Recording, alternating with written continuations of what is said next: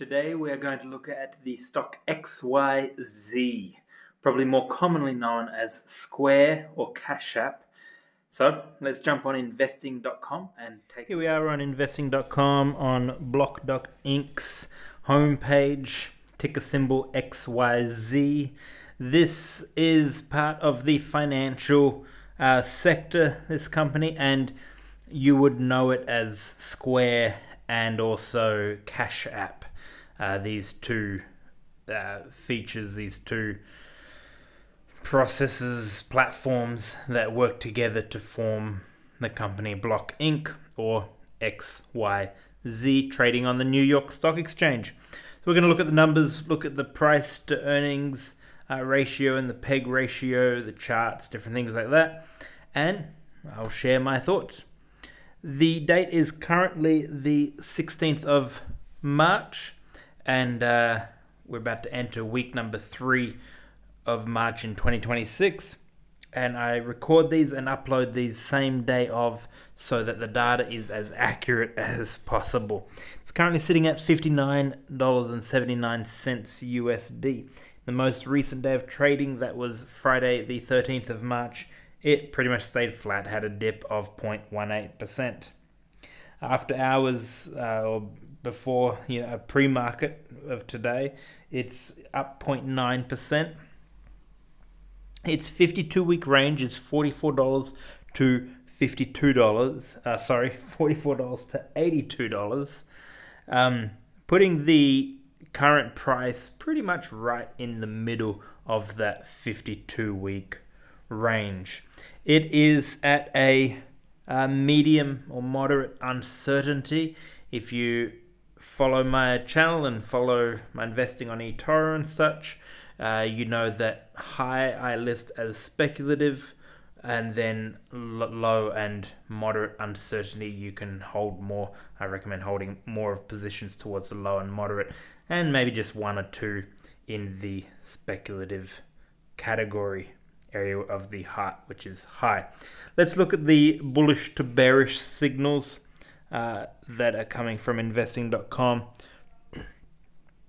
The first bullish one is management has been aggressively buying back their stocks, their shares, which I really like.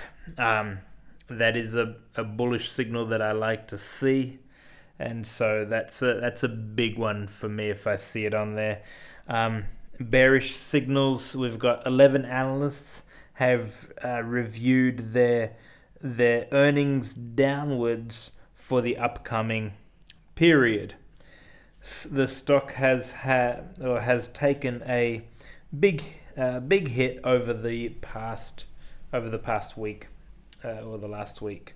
And then finally, one more bullish signal is it's a prominent player in the financial services industry. So which it is, the Square, I've used it. We use it when we're, you see them at the markets, you see them all over. For even sometimes large businesses now are using Square, and then Cash App is quite popular around the middle age, younger age, and quite a few people use Cash App for peer-to-peer transferring of funds. It's become quite popular and used by quite a few people.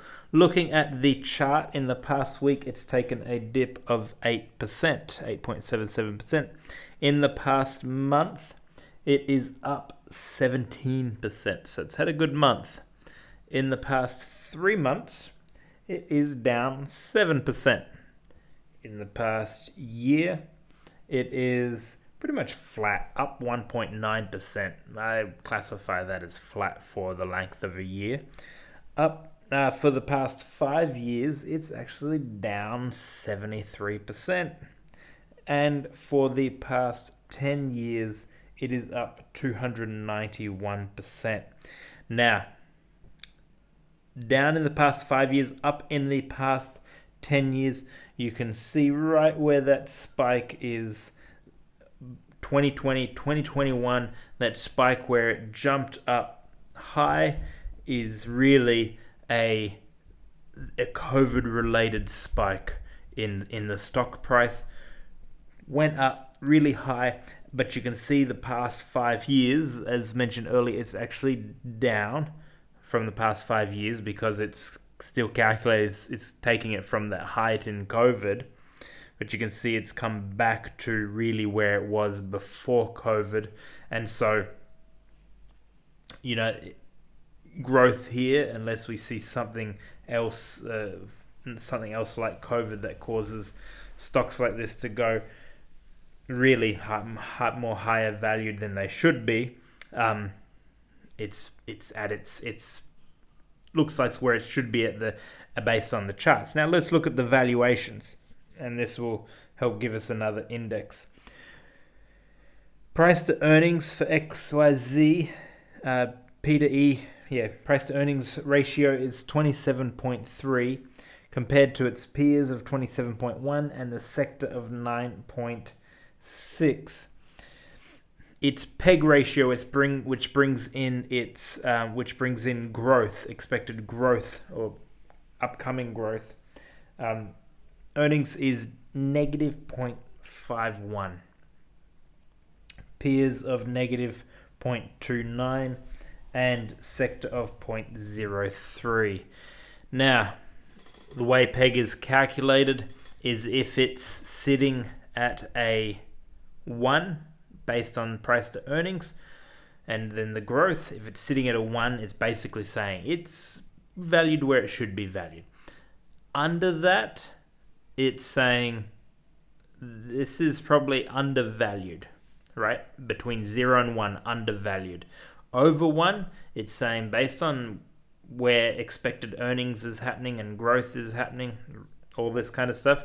If it's over 1, it's saying this is probably overvalued for where it's currently sitting on its price to earnings. Now, if it gets into the negatives, it's not. You may think, well, 0 to 1 is showing that it's undervalued, most likely, right? If negatives would be really good, not necessarily, because